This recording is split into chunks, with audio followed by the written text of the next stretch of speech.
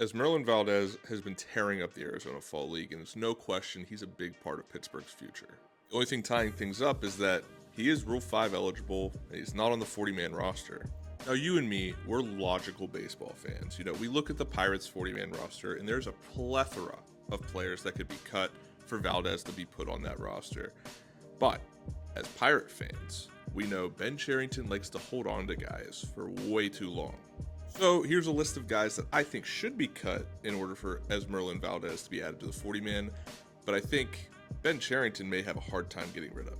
First up is Jack Sawinski.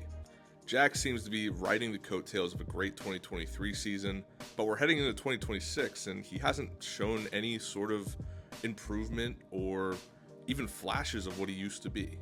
In that 2023 season, Jack Sawinski had 26 home runs and a 793 OPS. And in 2025, he only had 3 home runs and a 534 OPS. So it seems like he's not a guy to really hold on to, but Ben Cherington loves him. Another guy Ben Cherington loves is Ji-Hwan Bae.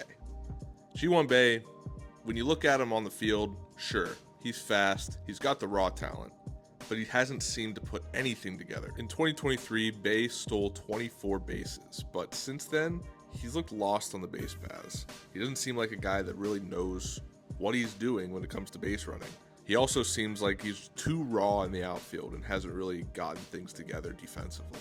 Now, there are many other players on the 40-man roster that could be cut for Esmerlyn Valdez to be added, but I bring up these two specifically because these are two guys that Ben Cherington seems to have a lot of faith in, but they just haven't gotten it together. Esmerlyn Valdez could easily replace both of these guys on the 40-man. Downside is he's still in Double-A.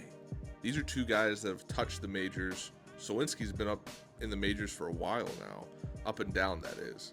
So if Esmerlyn Valdez is going to make the 40-man, he's going to have to make it to the major leagues sooner rather than later. But when you're being compared to Barry Bonds on the daily from your performance in the Arizona Fall League, personally, I don't think that's going to be a problem. We'll see him in the majors very soon.